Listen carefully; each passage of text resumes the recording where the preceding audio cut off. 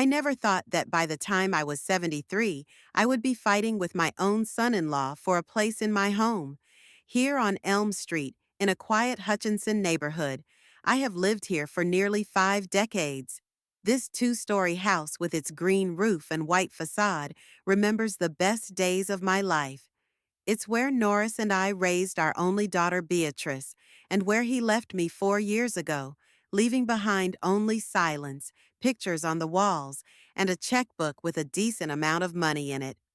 My name is Evelyn Hampton, a woman who worked half her life as an accountant for a pharmaceutical company, and when she retired, finally found time for her hobbies of gardening and knitting. Norris and I didn't have a smooth marriage, but we always respected each other and solved problems by talking, not yelling. Perhaps that's why I was completely unprepared for the hell that began when my daughter and her husband moved in with me. It all started with a phone call from Beatrice late one evening in November. She was crying, rambling on about how she and Liam were having financial problems, that they were going to be evicted from their rented apartment, and they couldn't find a new one yet. "Mom, we'll get through this. We just need some time," she said in a shaky voice. "Maybe a month or two, 3 at the most, until Liam gets things sorted out at work." Of course I agreed. How could a mother say no to her only daughter? At the time, it seemed for the best. After Norris died, the house seemed too big and empty for a lonely widow. I hoped that the presence of my daughter's family would breathe new life into those walls. Beatrice had always been a quiet girl, a little unsure of herself. Even as a grown woman and a professional pharmacist, she often doubted her decisions. I never understood what she saw in Liam Prestwich. He'd come into her life when she was 32, and from day one, I'd thought the man looked down on everyone. Norris chalked it up to my prejudice against my future son-in-law, and I tried to give Liam a chance. In the end, it was Beatrice's happiness that mattered. In the first few days of their stay in my house, everything went smoothly. Beatrice helped me with household chores. Liam was discreetly polite. They took over the guest bedroom on the second floor, and I continued to live in my room with Norris. In the evenings, we sometimes watched TV together or played board games. Liam always won and never missed an opportunity to emphasize his superiority. "Evelyn, at your age, it's normal to forget the rules," he said condescendingly when I made a mistake. I smiled and let those comments pass. After all, they were going to leave in a couple months. But the months were adding up to years. At first, Liam explained the delay by saying that his accounting firm had started downsizing and he was afraid of losing his job. Then it turned out that he and Beatrice couldn't find a suitable apartment at a reasonable price. Then there were some problems with his credit history. The reasons kept changing, but the result was the same. They continued to live in my house. Gradually, I started to notice changes. First, the little things. Liam moved my chair in the living room, explaining that it would make it easier to watch TV. Then he replaced my curtains in the kitchen with more modern ones. My objections were always met with the same argument. "Evelyn, you're not against progress, are you? Nothing has changed in your house for so many years. It's time to move with the times." Beatrice was usually silent during these conversations, avoiding to look me in the eye. When we were alone, I tried to talk to her. "Honey, I know you need a place to live, but I think Liam is acting like he owns the house." "Mom, he just wants to help. Some of the things here are really outdated," she answered quietly, nervously tugging at the hem of her blouse. I didn't want to cause a fight between my daughter and her husband, so I often gave in. But with each passing month, the territory I considered mine was shrinking. My porcelain figurine collection was boxed up and sent to the attic because it collects too much dust. My books were moved from the living room to the bedroom because they take up too much space. Even my eating schedule was changed according to Liam's schedule. By the end of our first year together, I was increasingly catching myself feeling like a guest in my own home. I began to avoid common areas, spending more time in my bedroom or in the garden, where it still felt like my territory. The situation worsened after their second year. Liam had gotten a small promotion at work and had become even more assertive. Now he wasn't just changing things up, he was making the rules. Evelyn, I've noticed that you use too much electricity, leaving the lights on in the bathroom. Let's make a deal. If you leave the room, the light must be turned off, he said at dinner one night without looking at me. Liam, I pay for the electricity in this house, I reminded him. Yes, but we help you with groceries and household chemicals. These days, saving resources is everyone's responsibility. You don't want to leave Beatrice a planet that's uninhabitable, do you? He always had a way of turning the conversation so that I looked selfish or stuck in the past. And Beatrice still remained silent or timidly tried to smooth over sharp edges. Mom, Liam is just concerned about the environment. It's really important. Sometimes I thought about asking them to move out. The house belonged to me. I could do it. But every time I gathered the courage to have a serious conversation, something stopped me. Fear of being all alone in that big house. Worry for Beatrice, who seemed more and more dependent on her husband. Memories of Norris always saying, family is the most important thing, Evie. No matter what happens, family has to stick together. But was Liam family?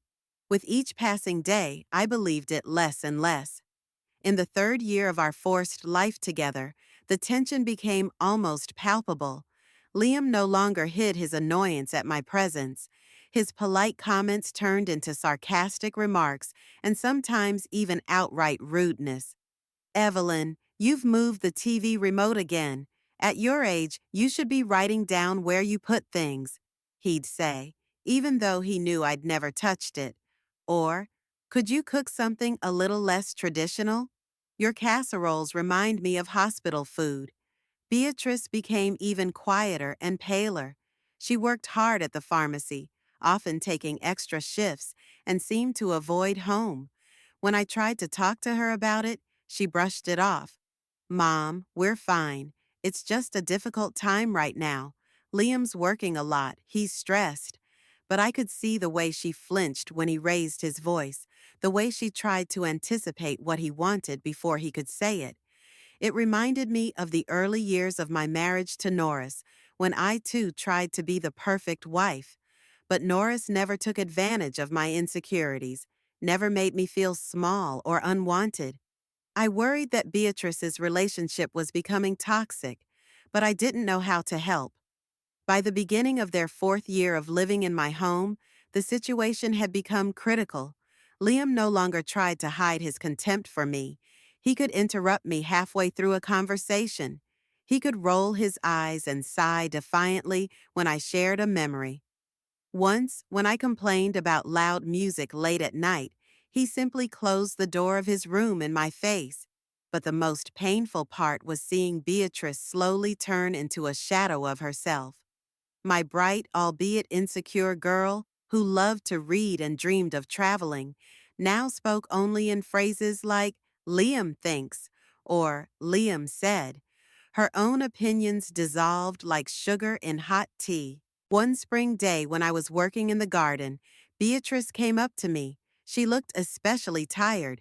Mom, Liam wants to redo the upstairs bathroom. He thinks the tiles are outdated and everything needs to be changed. I straightened up, feeling my back ache from being bent over for so long. Beatrice, your father and I renovated this bathroom only 10 years ago. It's in perfect condition.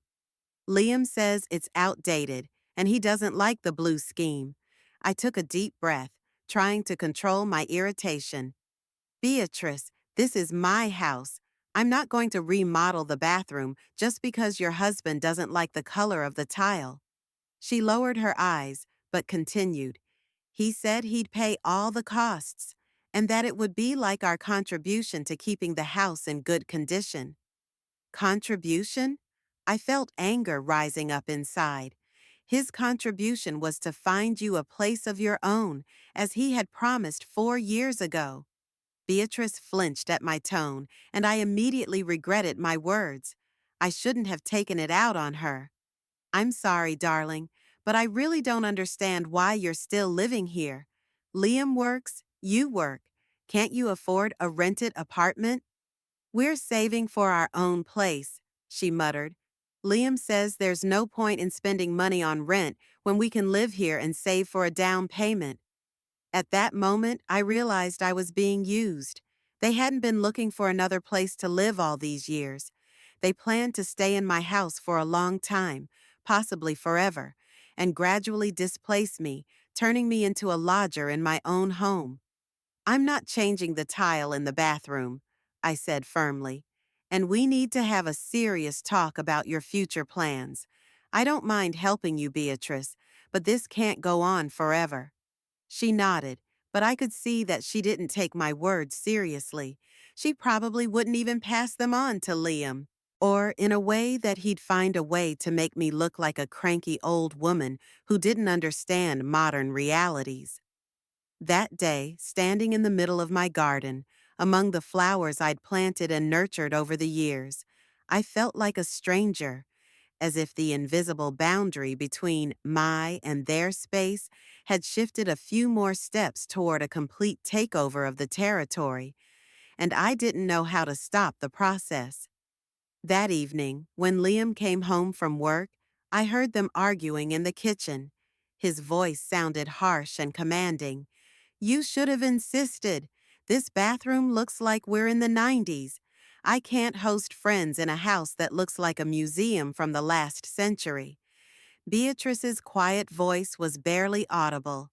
But it's her house, Liam. We can't just. That's exactly why we're stuck here. You can never insist on your own way with her.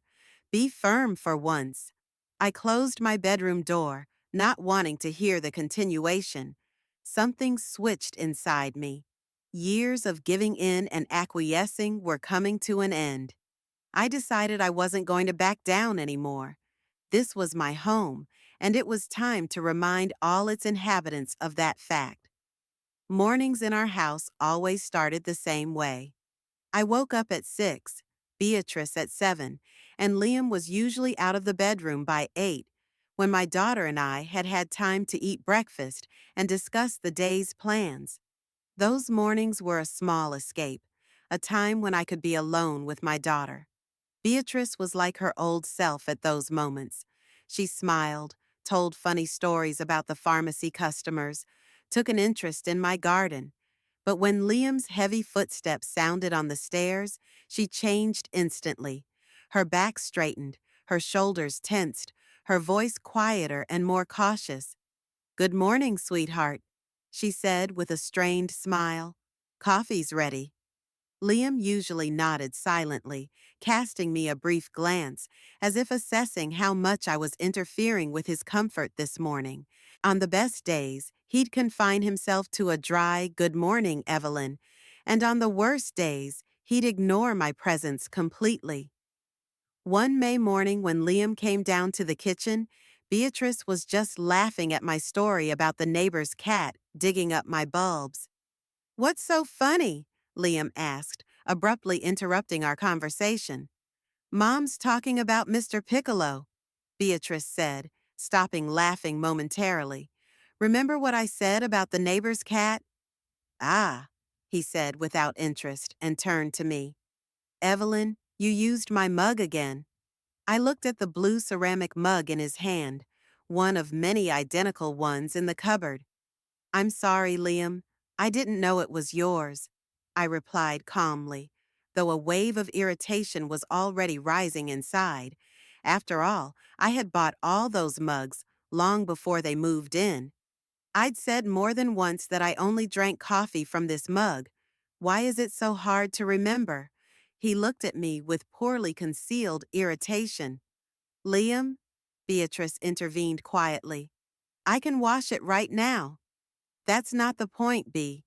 It's that no one in this house respects my wishes." He set the mug down sharply on the table. "I ask for so little, and even that little is denied me. I saw Beatrice clench as if expecting a blow. It was one of those moments when I clearly realized that something was wrong, not only in his attitude toward me, but also in his relationship with my daughter. Liam had a talent for turning any little thing into a drama centered around him and his supposedly hurt feelings. I didn't use your mug, Liam, I said firmly. But even if I had, I don't see why I would react that way. Something dark, almost angry, flashed in his eyes for a moment, but he quickly pulled himself together and smiled, a cold, insincere smile that didn't affect his eyes. Of course, Evelyn. At your age, your memory isn't what it used to be. I understand. He took another mug and poured himself a cup of coffee. B, have you forgotten that the Algernons are coming tonight? Beatrice turned visibly pale. Oh, I think I forgot. I've got a double shift at the drugstore today. Liam slowly put the mug down. We discussed it over the weekend. You said you'd take the weekend off. But Cynthia got sick and I had to fill in for her. Beatrice's voice shook. I couldn't say no. You can never say no when it comes to work, Liam said dismissively. But when it comes to my plans, suddenly there are 1,000 excuses. I watched the scene, feeling my heart clench. My daughter, an educated, intelligent woman, looked like a frightened child in front of a strict teacher. I'll call them and reschedule, Beatrice said hurriedly. Or maybe you can meet without me. I'll prepare everything in advance. What are you talking about? Liam asked irritably. The Algernons are my friends. I want my wife to be there for me when they come. Is that so much to ask? It was like this almost every day. Liam would find a reason to complain, make himself look like a victim, and then make Beatrice feel guilty. Even I managed to get sucked into this dysfunctional dynamic. Often after these scenes, Beatrice would apologize to me.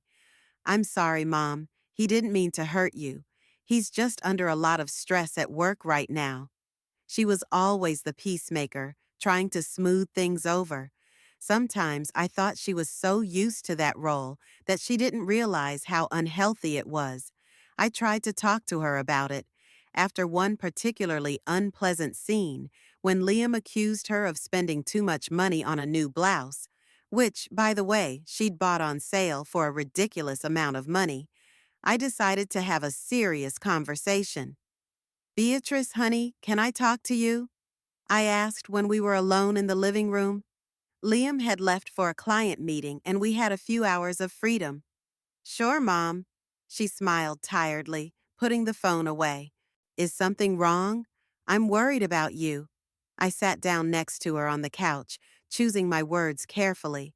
I feel like Liam's often unfair to you. Her face instantly shut down, her smile gone. Mom, please don't start. I just want to see if you're happy, honey. I took her hand. The way he talks to you sometimes. It doesn't sound like a healthy relationship. All couples fight, she answered quickly, averting her gaze. We're fine. Yes, Liam has a difficult personality, but he loves me, and I love him.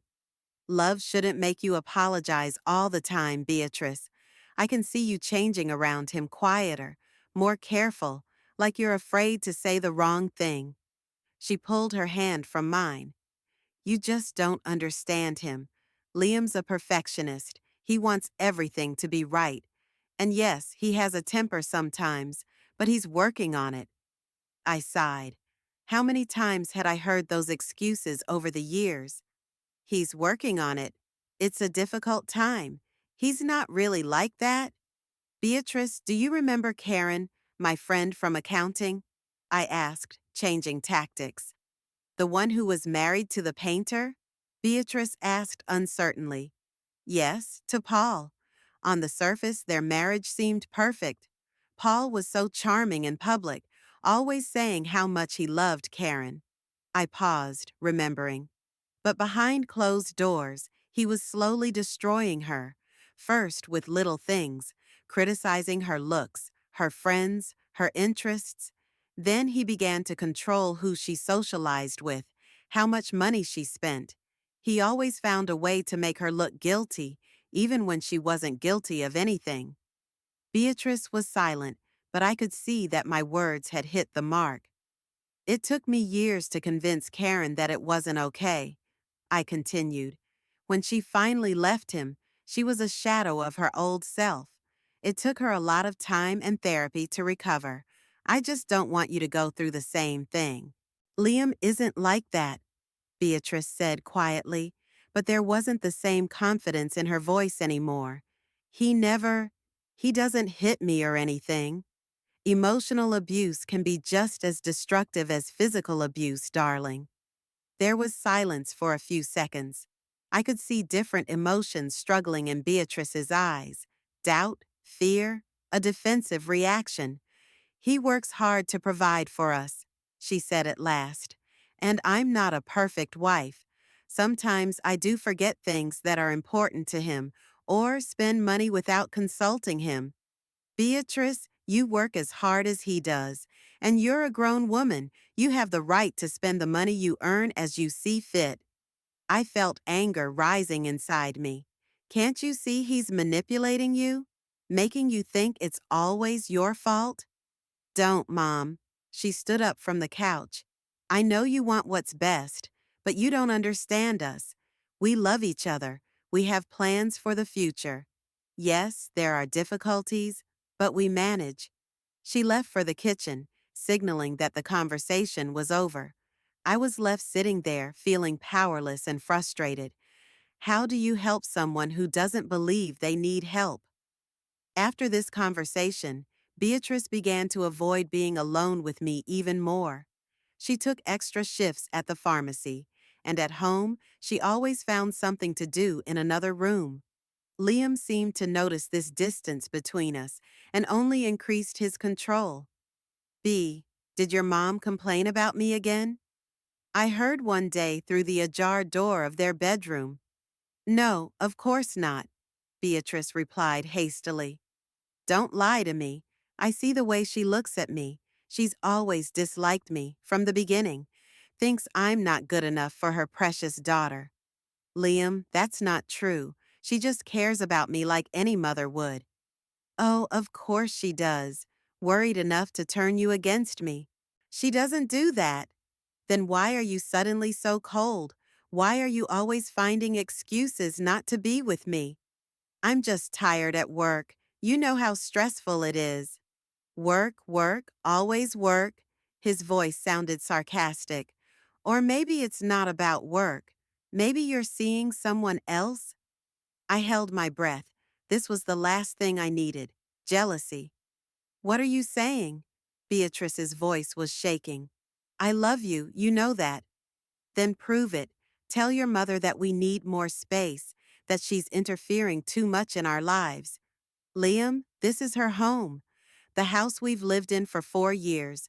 The house that I help maintain. Or do you think the bags of groceries I bring in are worthless? No, of course not. Then talk to her. Tell her she needs to respect our space. I backed away from the door, not wanting to hear the continuation. I was shaking with anger and fear. Liam wasn't just manipulating Beatrice. He was trying to completely isolate her from me, the one person who saw right through him. The next morning, Beatrice was unaccustomedly quiet at breakfast. When Liam left for work, she finally decided to speak. Mom, she began tentatively. Liam and I were thinking, maybe we should divide up the space in the house so we could each have our own territory. I set my fork down slowly, trying to stay calm. What do you mean, Beatrice? Well, for example, we could use the kitchen at different times, or separate shelves in the refrigerator, just to avoid, misunderstandings. Misunderstandings, I repeated. You mean like when your husband accuses me of using his mug in my own house? Beatrice sighed. Mom, please, I'm just trying to find a compromise. Compromise. I felt anger building up inside. Beatrice, do you realize what's happening? Your husband is trying to force me out of my own home. The home I've shared with you for 4 years, even though it was only a couple months. We're grateful to you for letting us stay, she said quickly. And we do our part, buying groceries, helping with repairs. And this contribution gives you the right to dictate how I live in my house? No, of course not. She looked frightened by my tone. I just want everyone to live peacefully, so that there isn't this constant tension. I took a deep breath, trying to calm down. Anger wouldn't help. It would only push Beatrice further away. Honey, I understand that you want what's best for you, but don't you think the problem is not the way the house is organized, but your husband's behavior? Mom, she sounded pleading, I'm just asking you to go along with it, to give Liam a little more space. He's trying hard, really. I looked at my daughter, pale, with dark circles under her eyes, clutching her coffee cup tensely. She looked exhausted, but not physically, emotionally, like she was constantly balancing between two forces, trying to keep the fragile peace. Okay, I said finally. I'll settle for dividing the shelves in the refrigerator and closets, but my bedroom, my garden, and my living room are still my territory at certain hours, and I'm not going to hide in my room to avoid annoying your husband with my presence. Thank you, Mother. Beatrice breathed out with relief. I was sure it would help, but it didn't. Despite our agreement, Liam kept finding things to complain about. I was watching TV too loud during his hours. I was using too many shelves in the refrigerator. I hadn't removed my gardening tools from the back porch. The final straw was an incident with my art sketchbook. Ever since I was a kid, I loved to draw. Nothing fancy, just watercolor sketches of flowers and landscapes. After Norris's death, this hobby became especially important to me, a way to express feelings I couldn't put into words. I usually painted in my room or in the garden, but it was raining that day, and the light in my bedroom was not enough. I decided to work at the dining table in the kitchen while Liam watched TV in the living room. I had just settled down with my sketchbook and paints when he walked into the kitchen to get a beer. "What are you guys doing?" he asked, looking at my art supplies. "Drawing," I answered simply, not looking up from my sketch of the irises that had bloomed in my garden last week. "Here?"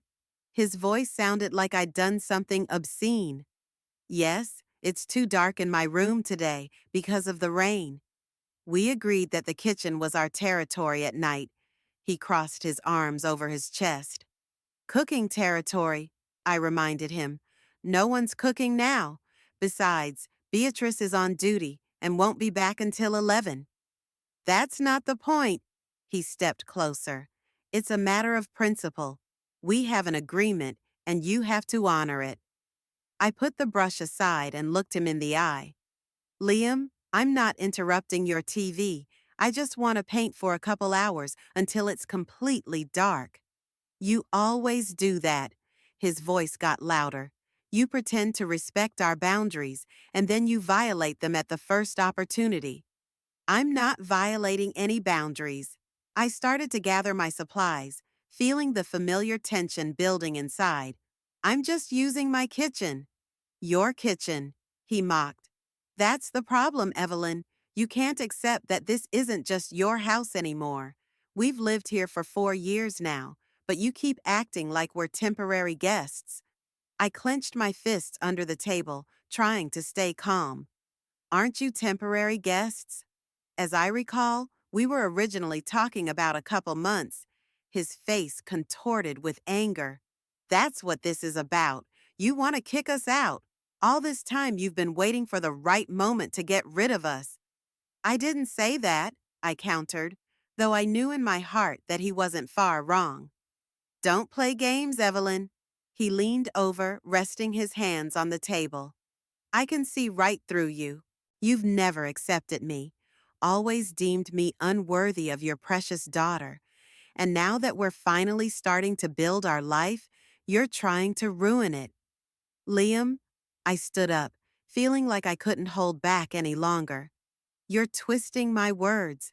I never tried to ruin your relationship with Beatrice, but I see the way you treat her, the way you make her apologize constantly, the way you control her every move. For a moment, there was a flicker of alarm in his eyes, but he quickly got over it. You don't understand anything about modern relationships, Evelyn. Beatrice and I are partners. We have equal rights. Equal? I couldn't hold back a bitter laugh. When was the last time Beatrice made a decision without looking at you? When was the last time she did something without fearing your reaction? He recoiled as if from a blow. Don't you dare accuse me of what, Liam? Emotional abuse? Because that's what's happening. You isolate Beatrice, make her doubt herself, control her every move, and now you're trying to do the same to me. I didn't expect him to slam his fist on the table. The water jar for my brushes tipped over, pouring over my drawing and spreading across the table. Enough, he growled. You're out of line. Who gave you the right to talk about my marriage, about my relationship with my wife? I took a step back, startled by his anger. I'd never seen Liam like this before, with a flushed face, veins swelling in his neck, fists clenched. This is my house, Liam, I said quietly, trying to keep my voice from shaking. And Beatrice is my daughter. I have a right to worry about her. Your daughter, he grinned contemptuously, who you couldn't raise strong enough to stand on her own 2 feet. Couldn't teach her to be a real woman, not a rag that everybody wipes their feet with. That hit the target. All my fears, all my doubts about whether I was a good mother suddenly came to the surface. Don't you dare talk about Beatrice like that. My voice turned icy. She's 1,000 times stronger than you think, and one day she'll realize it. We stood across from each other, separated by a table of spilled water and a ruined drawing, the perfect metaphor for our relationship. You know what, Evelyn? He finally said, backing away. Maybe it's time to set things straight. Who's the boss and who's the guest? He walked out of the kitchen, leaving me shaking with anger and fear. I realized that what had happened was only a precursor to a much more serious conflict. The line had been drawn, and now we both knew which sides we were on. The weather was overcast that Saturday morning, promising a thunderstorm by evening. I woke early as usual and went down to the kitchen to make coffee. The house was quiet. Beatrice had already left for her morning shift at the pharmacy, and Liam must still be asleep. These were my favorite hours, when I could be alone in my own house without my brother-in-law's hard stare. I turned the radio up to the lowest volume and started preparing breakfast, whipping eggs for an omelet, slicing tomatoes and cheese. At times like this, I could almost pretend that everything was the same, that Norris was about to come down the stairs in his old flannel robe, kiss me on the cheek, and say something stupid about the weather. The scrambled eggs were already sizzling in the pan when I heard footsteps. Turning around, I saw Liam standing in the doorway in just his pajama pants. His hair was disheveled from sleep, but his eyes looked surprisingly clear and cold. "Good morning," I said in a neutral tone, turning back to the stove.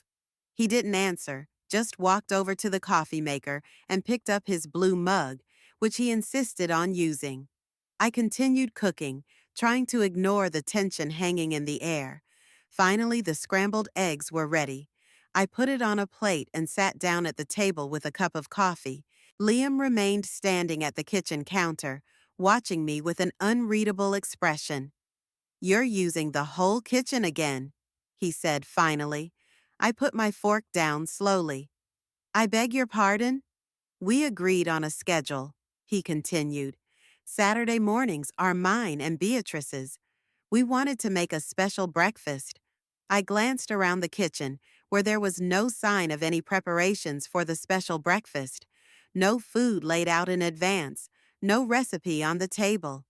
"No one told me about that schedule," I replied calmly, "and I don't see you getting ready for breakfast." Liam set the mug on the counter with such force that some of the coffee spilled out. Beatrice told you. I know exactly what she said.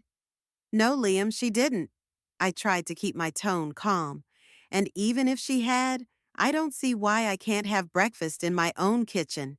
It's big enough for all of us. That's the problem. He stepped forward. Your own kitchen, my house, you can't accept that we live here too, that we have rights. I took a deep breath, trying to contain my growing irritation. Liam, I never denied that you lived here, but the fact remains that legally, I own this house, and you live here because I let you stay. His face reddened and anger flashed in his eyes. Allowed?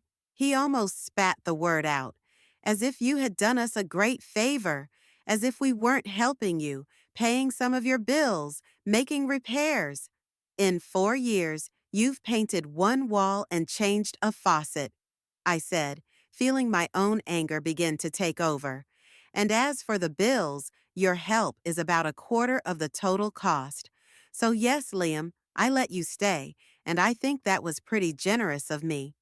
He clenched his fists, and for a moment I was afraid he was going to hit me. But instead, he grabbed the mug and threw it to the floor with all his might. The porcelain shattered, spattering coffee all over the floor and furniture. You insufferable old hag, he shouted, his voice echoing through the house. You're deliberately trying to ruin everything. You've been trying to ruin our marriage from the very beginning. I froze, shocked by his outburst. In all my years with Norris, I'd never seen a grown man lose control like that. Liam, my voice shook, pull yourself together. This is unacceptable behavior. Unacceptable? He laughed bitterly. And the way you manipulate Beatrice, turning her against me, is that acceptable?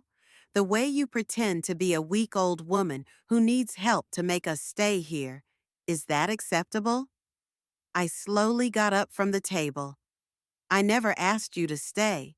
On the contrary, I've hinted more than once that it's time for you to find your own place. Of course, he stepped forward, stepping over the shards. Because you can't bear the thought of Beatrice being happy with me. You can't stand the fact that she chose me over an eternal life with Mommy. That's ridiculous. I shook my head. You're turning everything inside out, Liam. The problem isn't that Beatrice chose you. The problem is how you treat her, the way you control her, the way you make her doubt herself. Shut up. He slammed his fist on the table. You know nothing about our relationship. Nothing. The pounding of his fist on the table made my plate of scrambled eggs bounce. I could see his face growing redder and the vein in his neck pulsing. The anger he usually hid behind cold politeness now burst out in all its ugly force. You know nothing about modern relationships, he continued, sputtering, about how a real family is built. You're stuck in the last century with your outdated ideas. And you're an expert on family relationships? I couldn't contain my sarcasm. A man who can't contain his anger when things don't go according to his plan? Who manipulates his wife, making her feel guilty for every independent move she makes? That's a lie, he shouted, his voice breaking into a squeal. Everything you say is a lie. You're trying to destroy our family because you're jealous, because you're alone and you can't bear the thought of Beatrice building a life without you. I felt a wave of anger rising inside me, but I forced myself to remain calm. This was exactly what he wanted to do, to make me mad so he could use my reaction against me. I'm not going to continue this conversation, Liam, I said, getting ready to leave the kitchen. When you've calmed down, we can talk about this like adults. He blocked my path, stepping between me and the door. Oh no, you're not just going to leave. Not after everything you've said. Not after you accused me of— What did you accuse me of? Violence? Manipulation? His eyes were wide open, his nostrils flared. He really did look dangerous at that moment. Liam, back off. My voice sounded firmer than I felt. I don't want to continue this conversation. Of course you don't, he grinned. Because you know you're wrong. Because deep down you realize that I'm the best thing that happened to Beatrice. That I took her out from under your control, made her a real woman, not her mommy's eternal daughter. That was too much. It was one thing to insult me, and quite another to talk about Beatrice like that, as if she was some project that needed to be fixed. You don't know anything about my daughter, I said quietly, but with such fury that Liam took an involuntary step back. About how strong and independent she was before she met you, how she was building her career, how she dreamed of traveling. And now? Now she's afraid to say the wrong thing, afraid to spend an extra dollar without your permission, afraid to even take my side when you're clearly wrong. Liam stared at me with cold fury. You've always been against me, he said. From day one, never gave me a chance. I gave you a chance when I let you live in my house, I replied, and you used it to gradually push me out of my own space, to control not only Beatrice, but me as well. That's ridiculous, he grinned again, but I could see that my words hurt him. You live in some imaginary world where everyone is against you, trying to control you. Maybe you should see a psychiatrist, Evelyn. Maybe, I shrugged. And you, Liam, should look for another place to live. I think you and Beatrice should be on your own by now. His face contorted with anger. That's it. You finally said what you really want. To kick us out. Destroy our family. I wasn't talking about breaking up the family, I said calmly. I was saying it was time for you two to live separately, like all grown-up married couples do. Who the hell are you to tell us how to live our lives? His voice rose to a shout again. You think your opinion means anything? You think Beatrice will choose you over me? I'm not asking her to choose, Liam. I just want peace and respect in my home. Your house, your house, he mocked me in a high-pitched voice. If you don't like living with us so much, why don't you leave? Go to a nursing home or your old friends, but leave us alone. I froze, not believing my ears. Kick me out of my own home?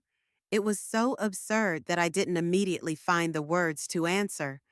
Liam, I finally said, this is my home, the house that Norris and I bought 40 years ago, the house where Beatrice grew up, and if anyone has to leave it, it's not me. You're selfish, he shouted. You think only of yourself, your comfort. What about Beatrice? Have you thought about her? About ruining her marriage with your nagging and manipulation? I took a deep breath, feeling my hands shaking. This man was unbearable.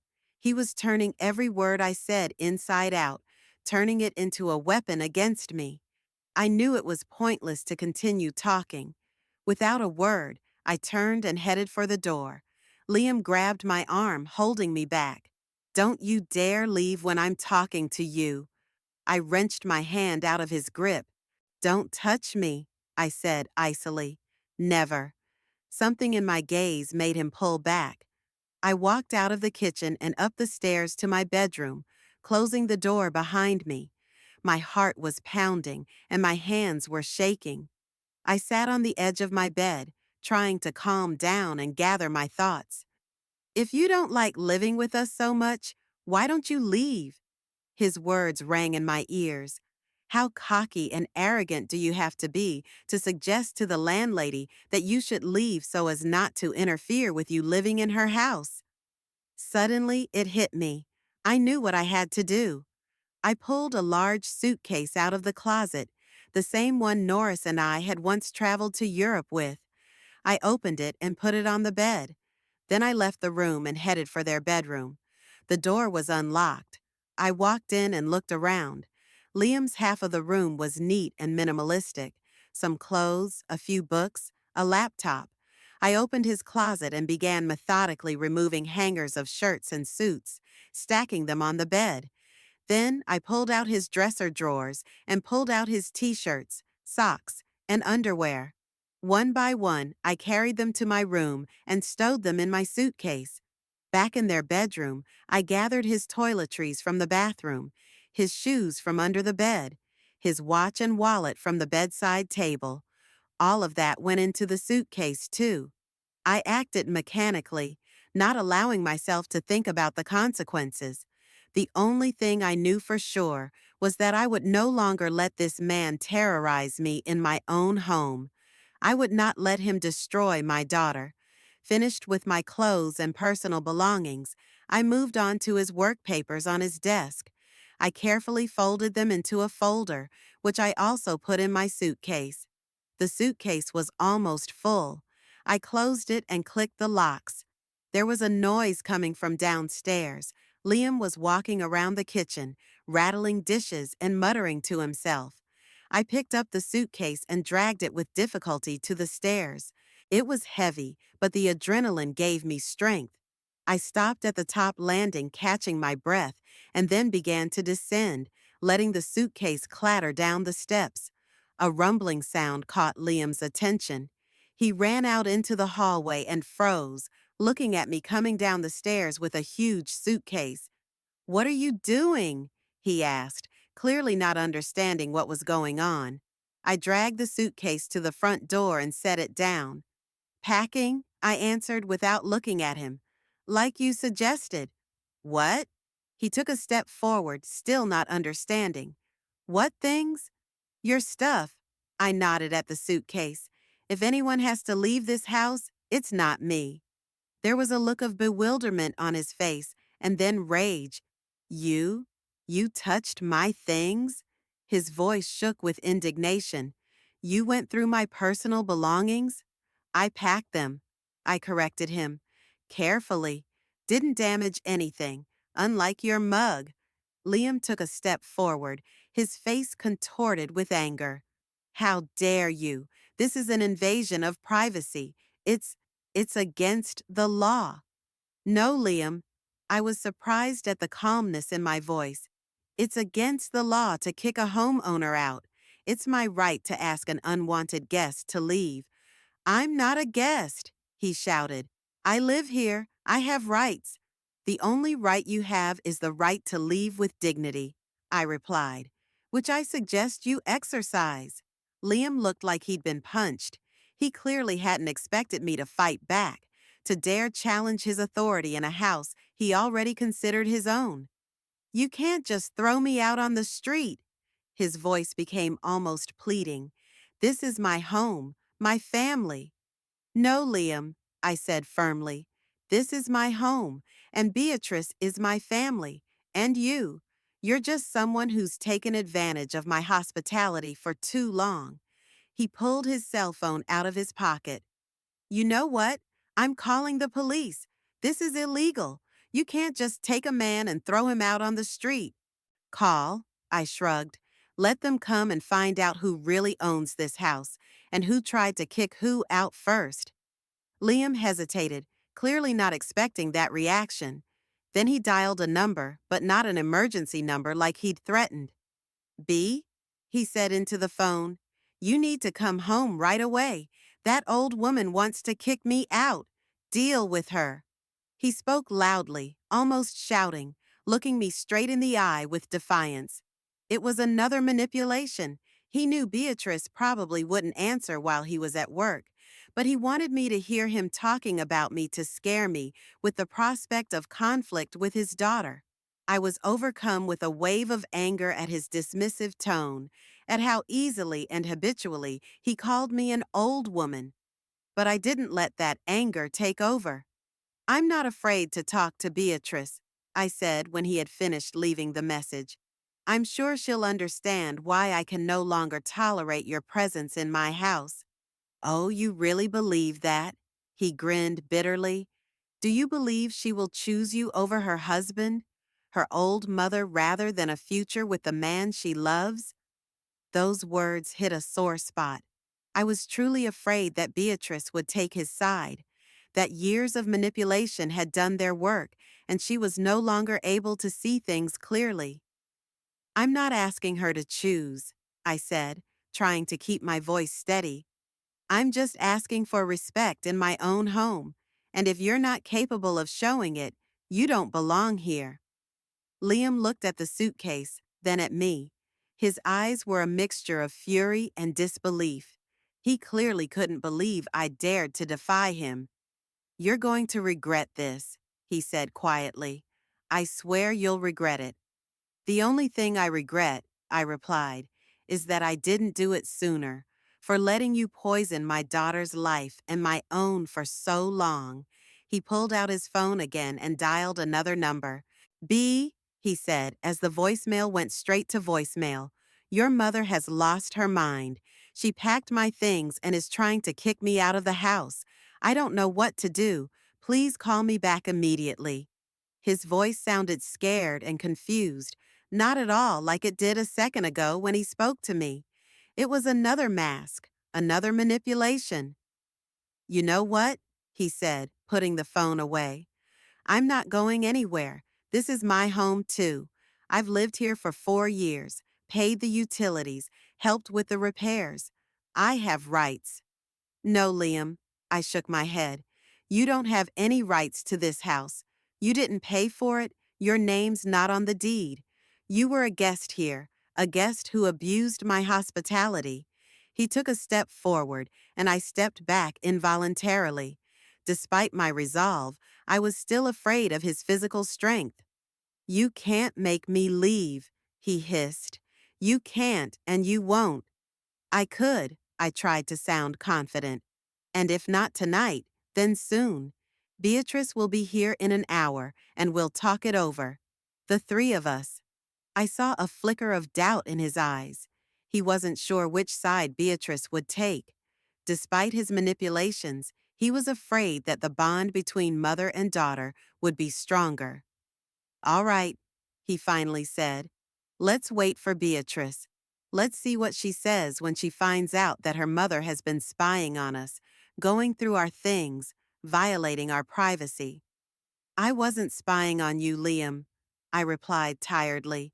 "I just packed your things because you asked me to leave my own house." "I never said that." He was outraged. "You have distorted everything. You said, 'If you don't like living with us so much, why don't you leave?'" I quoted him accurately. "I've decided that I really don't want to live with you anymore, but it would be you who would be leaving, not me." He opened his mouth to object, but then closed it, unable to find the words. We stood across from each other in tense silence. I was at the front door with his suitcase, and he was in the middle of the hall, confused and furious at the same time. Finally, he said, "I'll wait for Beatrice in the living room, and after talking to her, you will apologize to me." For all this, he pointed to the suitcase. Without waiting for my answer, he went into the parlor and shut the door behind him. I was left standing at the entrance, feeling a strange mixture of fear, anger, and relief. Relief. For the first time in a long time, I was acting decisively, standing up for myself and my home. I took a seat on the couch in the hallway, preparing myself for a long wait. Beatrice was due back from work in about an hour that would change everything. I sat in the hallway, listening to Liam scurrying around the living room. I could hear him grabbing his phone every now and then, trying to call Beatrice, muttering something under his breath, kicking the furniture in frustration. Sometimes he came to the door, but he didn't dare come out, probably afraid I'd take it as a surrender. The clock on the wall showed 11:30. Beatrice usually came back at 12 when she worked the morning shift. I had an hour to gather my thoughts and prepare for a conversation that could change our lives forever. I moved from the hallway to the kitchen, leaving my suitcase by the front door, a silent reminder of my determination. Brewing myself a fresh pot of coffee, I sat at the table, looking out at the garden through the window. The day was overcast, low gray clouds promising rain, a perfect reflection of my inner state. This house had seen so much.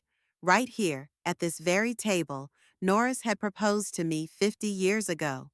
We didn't own the house then, but were renting it from an elderly Bruckner couple about to move to Florida. Norris cooked dinner absolutely inedible spaghetti with a sauce that looked more like cement grout. I ate and smiled because I could see he was trying. And then, at dessert, a store-bought apple pie, he suddenly dropped to one knee and handed me a small velvet box.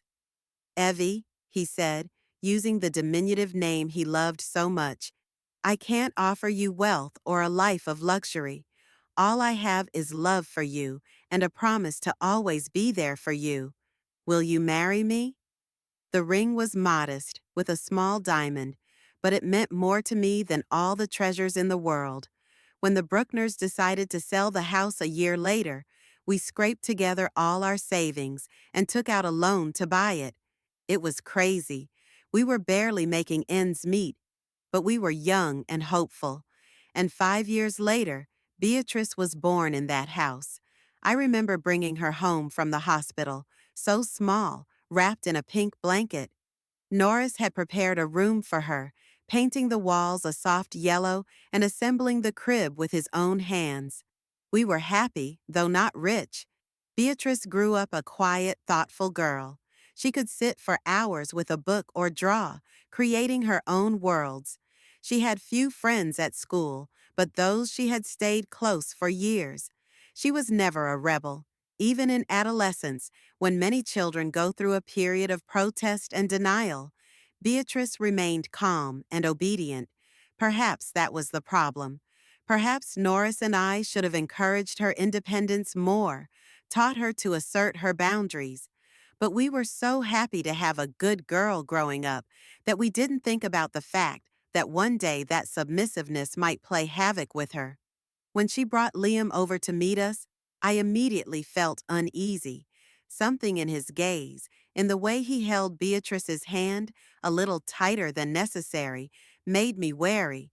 But she looked so happy, so in love.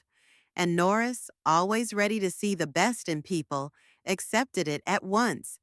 Give the kid a chance, Evie, he'd say when I shared my concerns. You're just afraid someone will take our girl, but she has to live her own life. And I tried. I really tried.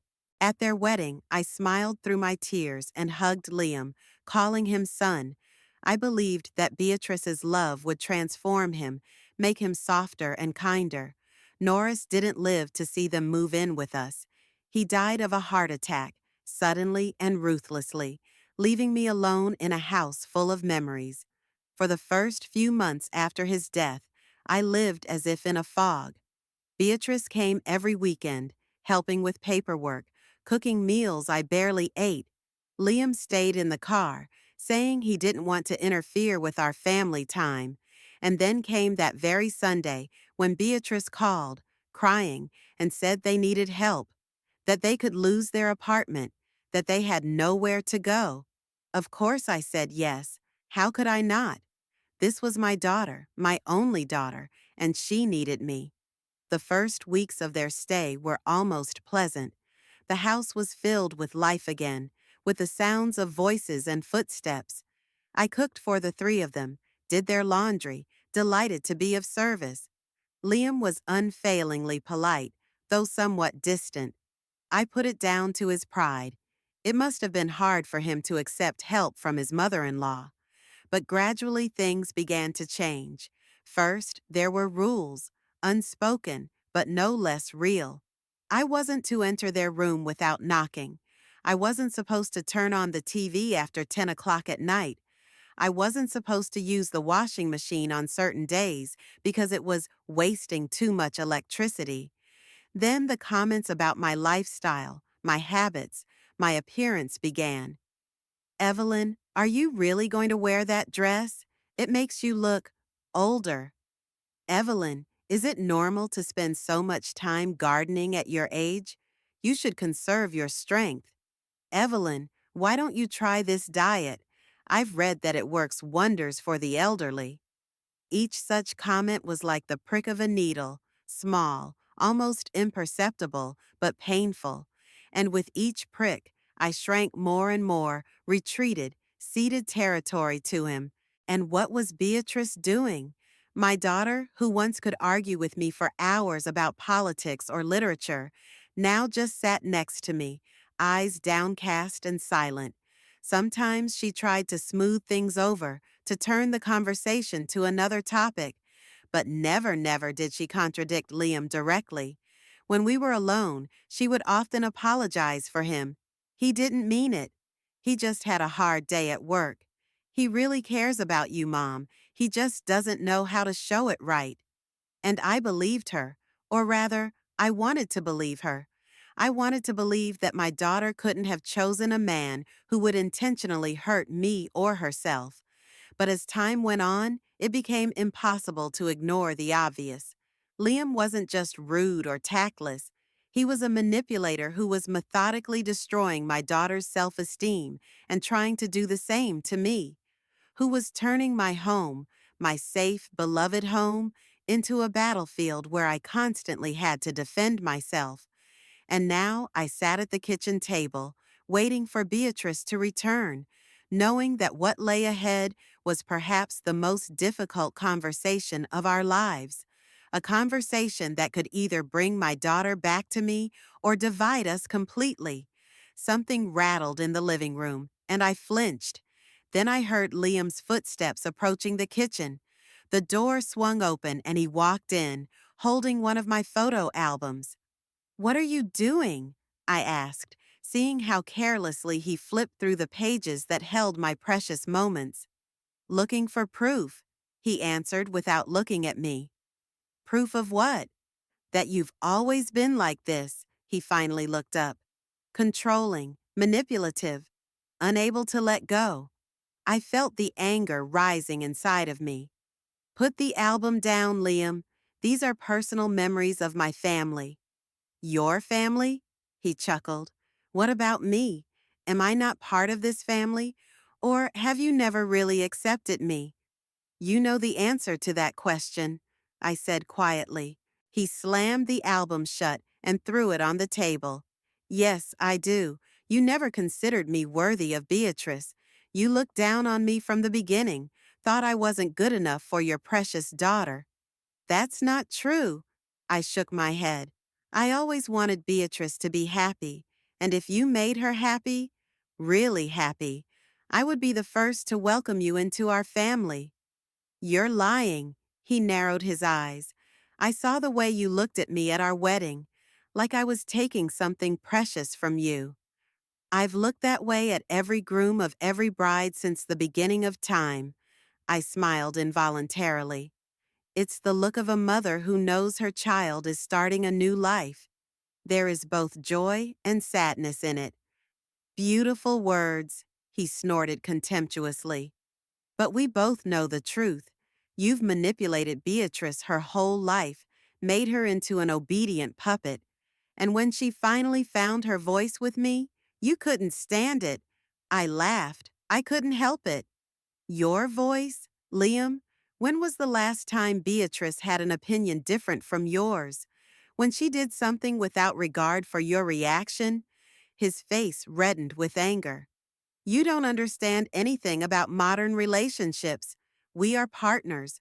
We make decisions together." "No, Liam," I shook my head. "Partners have an equal voice, and in your relationship, there's only your voice and your decisions. Beatrice just goes along with them because she's afraid of the consequences." "Afraid?" he almost screamed. "What the hell are you talking about? I never gave her a reason to be afraid of me." I remembered all the times Beatrice had flinched at the sound of Liam's loud voice, how she'd checked the store receipts before he could see them, how she'd called him if she was even 15 minutes late for work. "Fear isn't always about physical threat," I said quietly. "Sometimes it's enough to know that you'll be criticized, humiliated, made to feel guilty. That's a kind of violence too, Liam. Emotional abuse." "You're crazy." He backed away, as if my words might have infected him. "You're just an angry old woman who can't bear to see her daughter grow up, who looks for problems where there are none." "Really?" I rose from my chair, feeling a sudden rush of strength.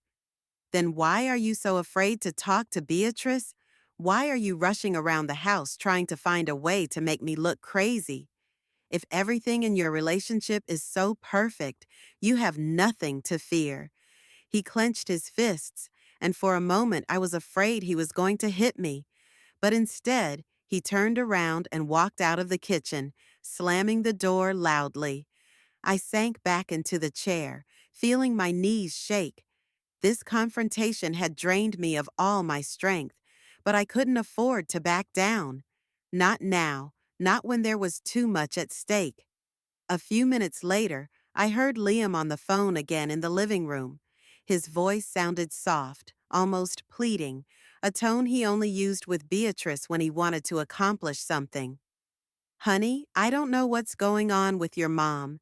She's been acting weird the last few weeks. I've tried not to tell you so as not to worry you, but today she went over the top. No, I'm fine. I'm just worried about her. Perhaps we should think about seeing a specialist.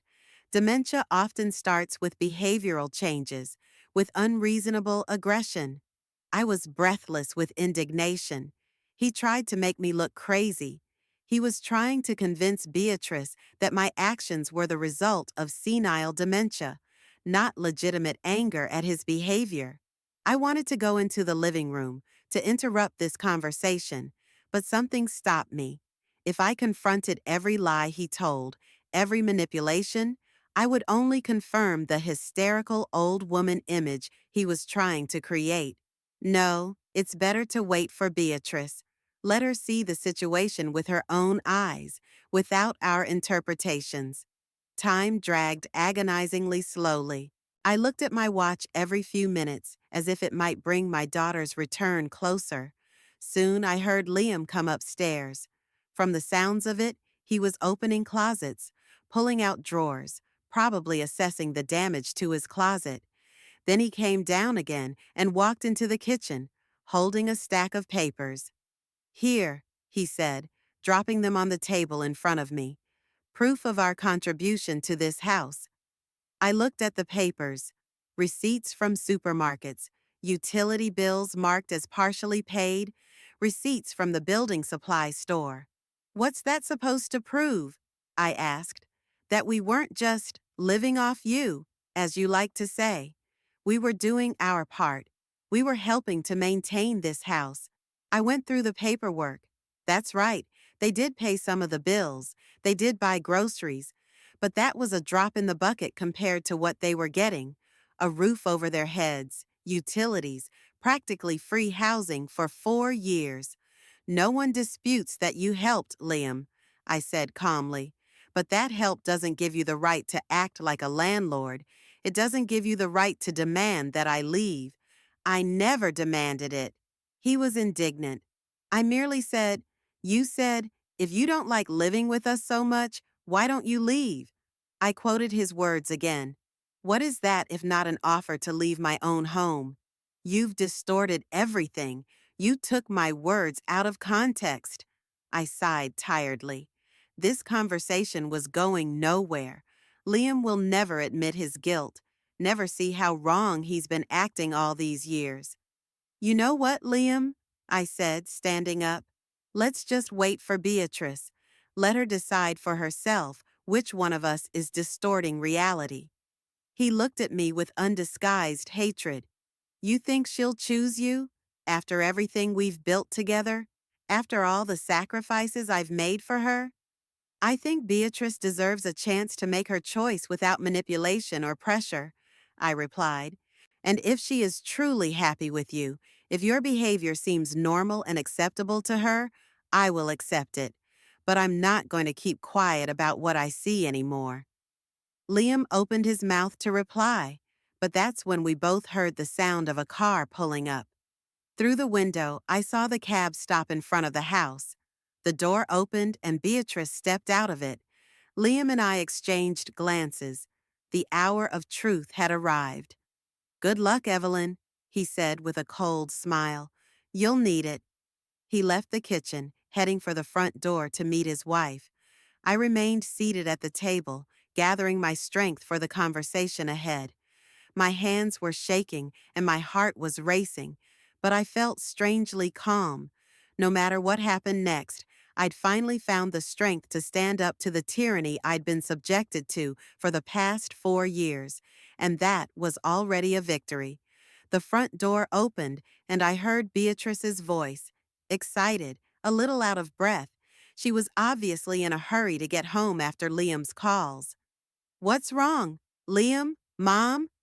I walked out of the kitchen into the hallway and saw Liam rushing over to her, hugging her with exaggerated relief. His posture, his voice, everything changed in an instant. Gone was the overbearing, aggressive man I'd just spoken to. Now there was a concerned, loving husband in front of me. "Bee, finally." His voice shook as if he were on the verge of tears. I didn't know what to do. Beatrice looked at me over his shoulder confusedly. Her face expressed a mixture of anxiety and confusion. She was in her work uniform, a white pharmacist's coat that made her look even paler than usual. "Mom?" She gently pulled away from Liam. "What's going on?" Before I could answer, Liam turned to the suitcase standing by the door. "Your mom packed my stuff," he said with bitterness in his voice. "She wants to kick me out of the house." Beatrice's eyes widened. "Mom, is it true?" I took a deep breath, trying to speak calmly and judiciously. "Yes, I packed Liam's things, after he asked me to move out of my own house." "What?" Beatrice shifted her gaze from me to Liam. "What is she talking about?" Liam shook his head, looking genuinely puzzled. "I have no idea. We had a little argument about the kitchen, and I may have raised my voice, but I never suggested she leave. That's absurd." "You said," I enunciated each word clearly, "if you don't like living with us so much, why don't you leave?" After smashing the mug on the floor. Beatrice looked shocked. "You smashed the mug?" "It slipped out of my hands," Liam answered quickly. "And yes, I said it, but in the heat of an argument. It was just a phrase. I didn't mean that she should really leave. And she," he pointed at the suitcase, "she literally packed all my stuff, invaded our room, rummaged through my clothes, my personal belongings."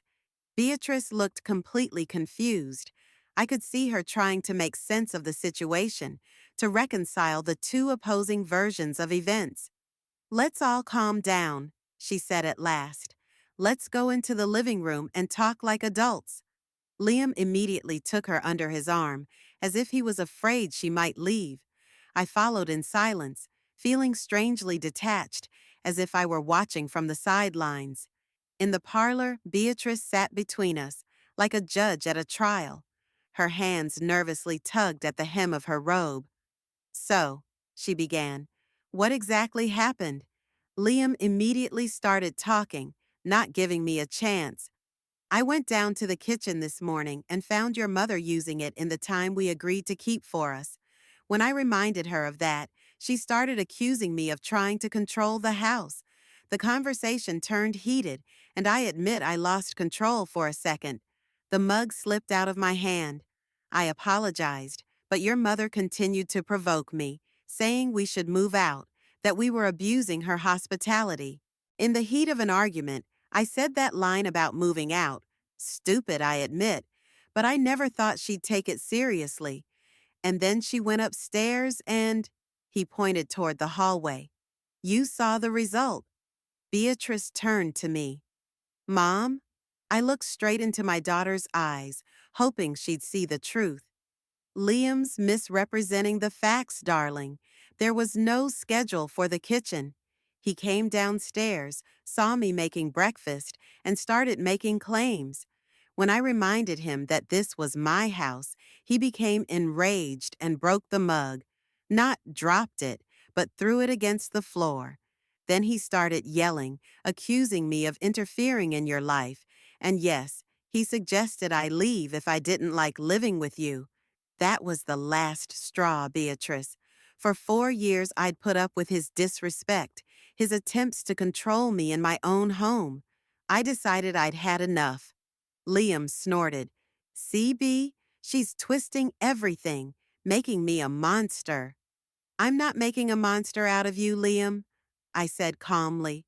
I'm just telling the truth about your behavior, about how you've slowly tried to take control of this house, of Beatrice, of every aspect of our lives.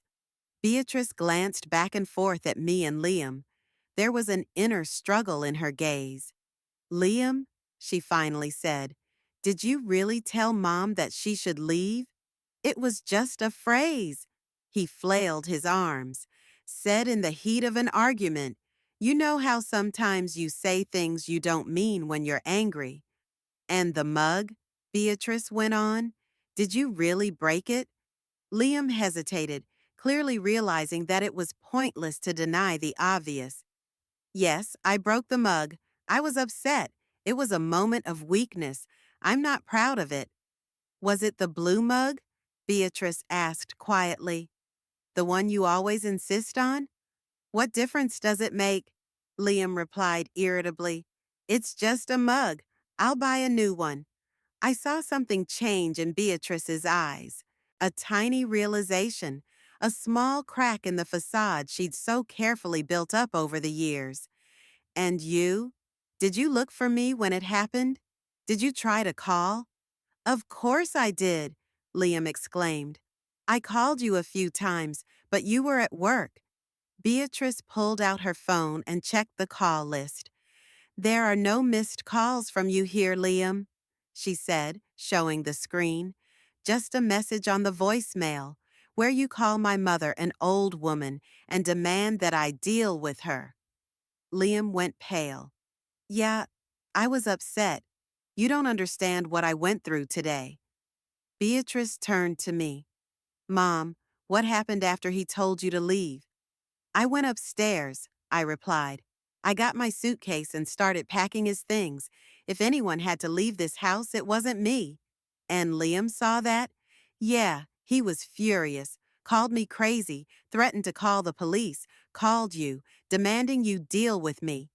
Beatrice closed her eyes for a second, as if trying to collect her thoughts. When she opened them, I saw something new in them, a determination I hadn't seen in years. Liam, she said, turning to her husband, I want you to leave me and Mom alone for a few minutes. What? He looked stunned. No, B, she'll just mess with your head with her manipulations. Don't you see what's happening? She's trying to destroy our family. Please, Beatrice said firmly. Wait in the kitchen. I'll be right there. Liam looked like he wanted to object, but something in the expression on Beatrice's face stopped him. He stood up, giving me a murderous look, and left the room, slamming the door defiantly. As soon as we were alone, Beatrice took a deep breath and turned to me. Mother, she began quietly, tell me everything, not only about this morning, but about what has happened all these years, about what you saw but didn't tell me. I felt a lump come up in my throat. So many times I wanted to have this conversation, but I was afraid of pushing my daughter away, of losing her trust. Beatrice, I began, choosing my words carefully.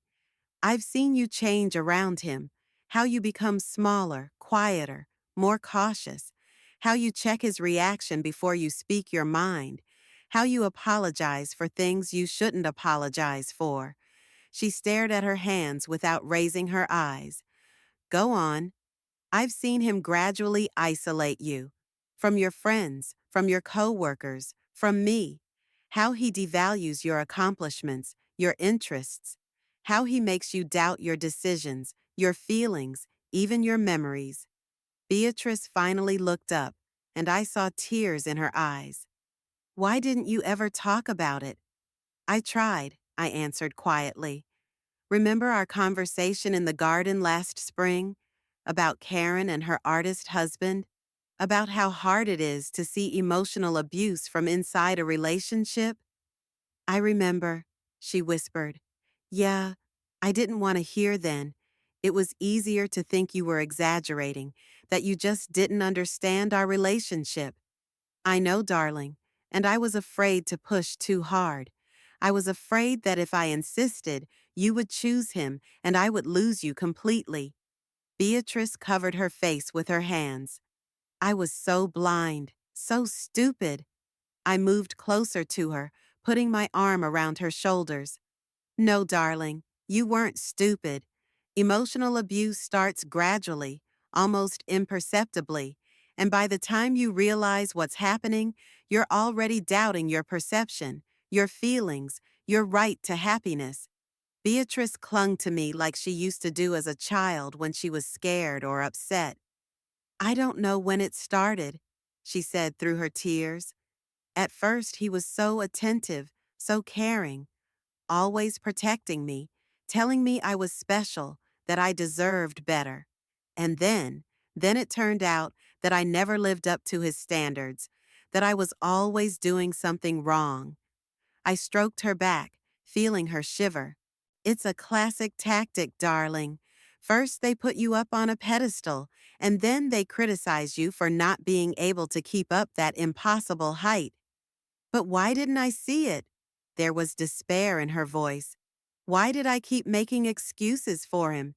Even when he was mean to you, I found excuses. Because it was too painful to admit the truth, I answered softly. It was easier to believe that everything would get better, that he would change, that these were just temporary difficulties. Believe me, I understand that very well. Beatrice pulled away, wiping her tears. What do you mean? I sighed. It was time for a confession I had never made before. Your father wasn't always as loving and understanding as you remember him. In the early years of our marriage, he also had his moments of control, not as overt as Liam's, but he had them. Beatrice looked shocked. Dad? But he was always so soft. Over time, yes.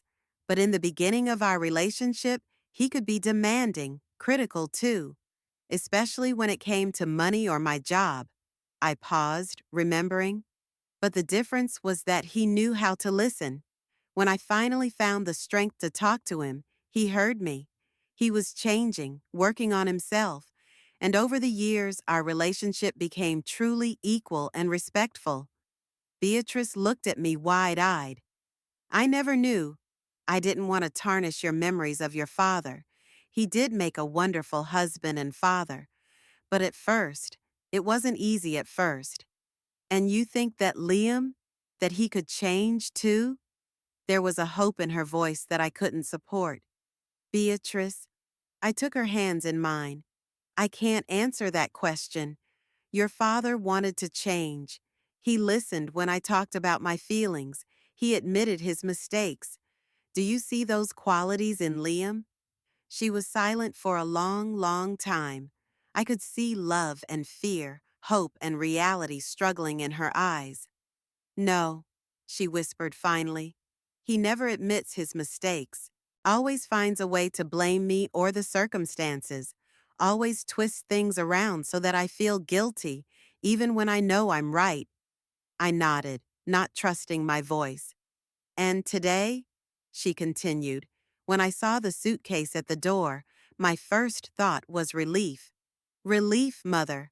What wife is relieved at the thought of her husband being able to leave? Tears flowed down her cheeks again, but now there was not only pain in them, but realization, an epiphany that had been delayed for so long.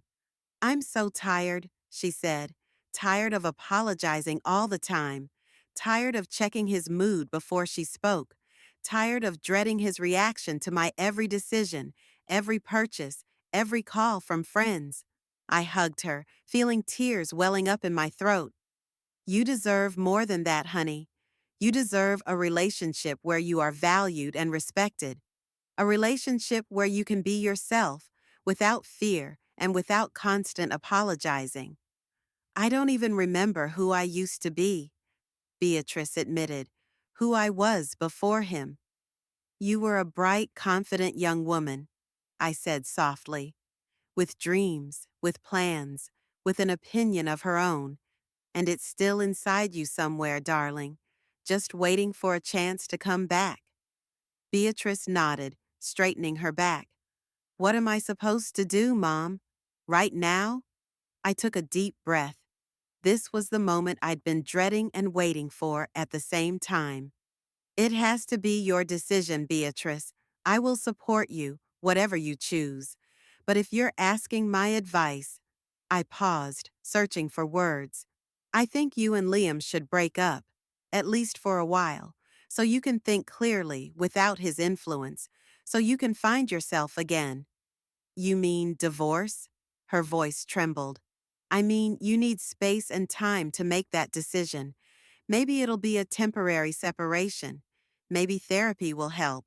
Or maybe you'll realize that some relationships can't be fixed, and that will be okay too. Beatrice was silent for a long time, staring into space. Then she nodded, as if she had made a decision inside herself. He must go, she said firmly. Tonight. Are you sure? I asked, though I was relieved inside. Yes, she stood up. And I'll tell him myself. You were right, Mom. I've let him control my life, my thoughts, my feelings for too long. It's time to take back my voice. At that moment, the living room door opened, and Liam walked in, looking both worried and annoyed. Enough secrets, he said. What are you two whispering about? Beatrice turned to him, and I saw something new in her eyes, a determination I hadn't seen in years. Liam, she said quietly but firmly, I want you to leave. Liam froze in the doorway, as if he couldn't believe what he was hearing. What did you say? His voice was quiet, dangerous. I want you to leave, Beatrice repeated, standing up straight and looking him in the eye. Tonight? It's her. He pointed a trembling finger at me. She's brainwashed you. Can't you see what she's doing? Destroying our family. Beatrice shook her head. No, Liam, this is my decision. I need time and space to think about myself and us. To think? What's there to think about? He took a step forward, and I saw Beatrice step back involuntarily. We are husband and wife. We love each other. What else is there to discuss? Much, Beatrice answered quietly. Too much to begin now. But I know I can't go on living the way we've been living for the last few years. I can't keep losing myself day after day. Liam's face contorted with anger. Losing myself? What are you talking about? I gave you everything. Love, support, stability. You gave me fear. Beatrice's voice trembled, but remained firm. Fear of saying the wrong thing, of doing the wrong thing, of incurring your disapproval. You made me doubt myself, my feelings, even my memories. Liam looked like he'd been punched. For a moment, the mask of self-confidence fell off his face, and I saw a confused, scared man. But it only lasted a second. He quickly regained his composure and went on the offensive. It was all her. He pointed at me again. She never accepted me, always looking down on me, always trying to come between us. And now you're letting her do it. Mom had nothing to do with it, Beatrice said firmly. Yes, today's incident was the catalyst, but the problems in our relationship existed long before that, and deep down, you know it. Liam shifted his gaze from Beatrice to me and back again. I could see the panic flickering in his eyes. He was losing control of the situation and frantically going over strategies that would give him back the advantage. Okay, he finally said, changing tactics. I understand that you're upset. We've all said things today that we regret. Let's take a step back, calm down, and talk when the emotions have subsided. I am calm, Liam, Beatrice replied. Maybe for the first time in a long time, I'm seeing things clearly, and I know that we need to break up, at least for a while. Separate? Now there was real fear in his voice. You can't be serious. We love each other. We have plans, a future. Maybe, Beatrice nodded. But first, I need to understand who I am without you, who I've become over the years, and who I want to be next. Liam shifted his gaze to the suitcase by the front door. Where am I going to live? Where am I going to go? You have friends, Beatrice replied calmly, and money in the account. You can rent a room or stay in a hotel until you find something permanent. His face darkened with anger. Is that what you're doing to me? After everything I've done for you? After all the sacrifices? What sacrifices, Liam? Beatrice asked, and I could hear the bitterness in her voice. You always did what you wanted, always pushing for what you wanted. I was the one who was always sacrificing. My desires, my dreams, my identity. Liam looked at her like he was seeing her for the first time. Maybe he was. Maybe he'd never really seen the real Beatrice behind the mask of obedient, pleasing wife she'd worn all these years. You will regret it, he said at last.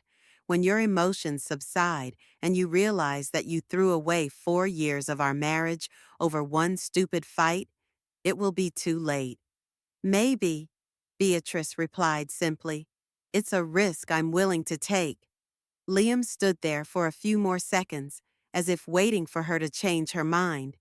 Then he turned abruptly, grabbed his suitcase, and walked out, slamming the door so hard that the glass shook. Beatrice and I were left standing in the living room. The sudden silence was deafening. I stared at my daughter, not knowing what to say, afraid to upset the fragile balance of the moment. She looked both stronger and more vulnerable than ever before, as if she had shed the heavy armor that protected but also restrained her movements. Finally, she turned to me, and I saw tears in her eyes. Did I do the right thing? She asked, and there was doubt in her voice. I walked over and hugged her. I can't answer that question, dear. Only you know what is right for you. But I'm proud of your courage. Standing up for yourself is always the right thing to do, even if it's hard. She pressed herself against me, and we stood like that for a long, long time, until her breathing evened out and her tears dried. What now? She asked finally, pulling away. Now? I smiled. Now we do things we haven't done in a long time. Drinking tea, talking, getting to know each other all over again, and taking one day at a time. She nodded, and something resembling hope flashed in her eyes. The next days were a strange mixture of grief and release. Beatrice cried often, sometimes sitting for hours, staring into space as if trying to make sense of what had happened. The phone rang constantly. Liam didn't give up easily. He went from pleading to threats and back again, trying to find an approach that would make Beatrice change her mind. At first, she answered his calls, trying to explain that she needed time, that this wasn't necessarily the end, but an opportunity for them both to reflect on the relationship. But his answers always amounted to saying that it was all my fault, that I was manipulating Beatrice, turning her against him. It was especially hard when he showed up at our house in the middle of the night, drunk and angry, demanding to be let in, knocking on the door, yelling that it was his house, that he had rights. We had to call the police. The officer who arrived was young and understanding. He calmly talked to Liam, convinced him to leave, and advised us to apply for a restraining order if something like this happened again. After this incident, Beatrice finally put Liam's room on mute. It was a small but important step toward gaining control of his life. I watched day by day as she began to come back to herself. At first, it was little things. She smiled more, started reading books she used to love, started staying at work longer, not because she was afraid to go home, but because she was finding pleasure in her profession again. One evening, about 2 weeks after Liam left, we were sitting on the veranda watching the sunset. Beatrice had a cup of tea in her hands and looked pensive. You know, she said suddenly, I'd almost forgotten what it was like to make decisions on my own.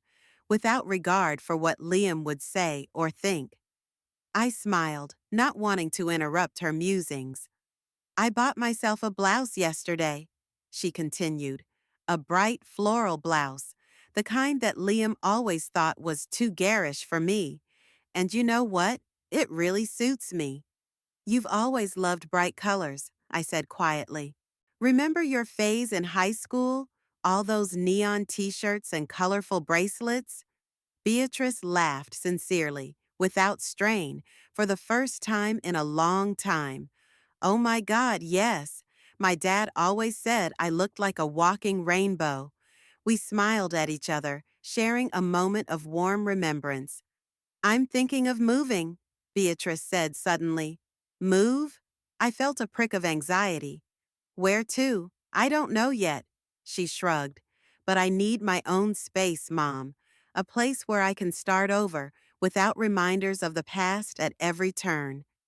I nodded, understanding her wish, but feeling a strange sadness. Only by getting my daughter back did I have to let her go again. I understand, I said, trying to hide my disappointment. Of course you need your own space. Beatrice looked at me carefully. But not now, she added softly. Right now, I want to be here with you, to recuperate, find a job that I can really enjoy. I've been thinking about going into research pharmacy for a long time. Raise the money for a nice apartment. It's going to take time. I felt the tension leave my shoulders. You can stay as long as you want, dear. This house will always be your home, too. I know, she smiled, and it gives me strength to move on, to know that I have a safe place I can always come back to. The next day, a letter arrived from Liam's lawyer. He was seeking compensation for wrongful eviction and reimbursement for the value of the furniture and appliances he and Beatrice had allegedly purchased for the house. The list was long and largely falsified. Most of the items he listed had been bought by me long before they moved in. Beatrice was furious. How dare he, after all he's done, after 4 years of living practically on your dime? I watched her with surprise and joy. This angry, determined woman was so different from the quiet, submissive wife she'd become around Liam. She reminded me of Beatrice from before she'd met him. And more than that, she reminded me of myself when I was younger, when I was just starting to assert my boundaries. What do we do? I asked. Hire a lawyer? Beatrice thought for a moment, then shook her head firmly. No, I'll write him myself. I have all the receipts, all the proof that these things belong to you. And I'll remind him of the night he showed up here drunk. I don't think he'll want it to come up in court. She did write to him, a long, reasoned letter detailing every point of his claim, attaching copies of receipts and photos of things taken before they moved in. She ended with a proposal to discuss the terms of the divorce in a civilized manner through mediation, but warned that she was ready for a trial if necessary. There was no response from Liam. Instead, a few days later came an official document from his lawyer, in which he waived all claims to property and asked only to return his personal belongings: clothes, documents, a few books, and electronic devices. Beatrice boxed it all up and sent it via courier service, not wanting to see Liam in person. It was the end, not dramatic, not emotional, just the practical end of a chapter of her life. That evening, I found her in the garden, among my favorite roses. She was sitting on a bench, looking out at the setting sun, looking peaceful, though a little sad. Is everything all right?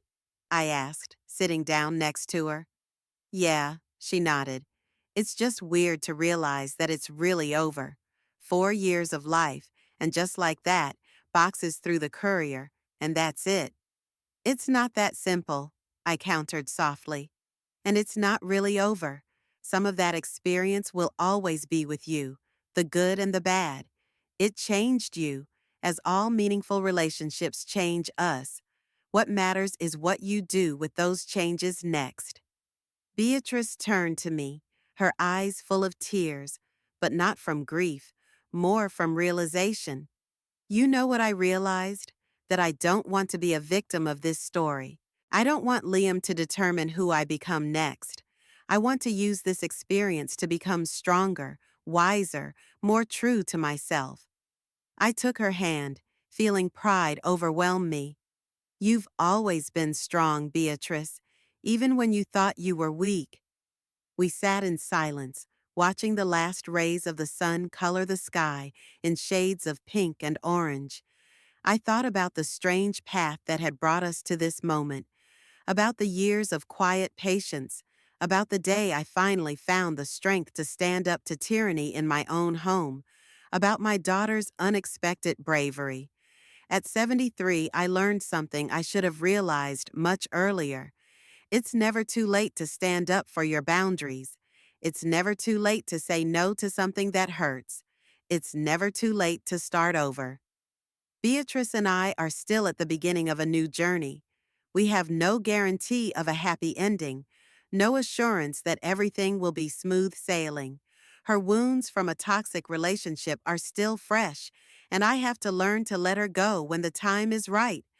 There are still unspoken hurts between us, misunderstandings built up over the years. But now, on this quiet evening hour, sitting side by side in the garden I've cherished for decades, I feel peace.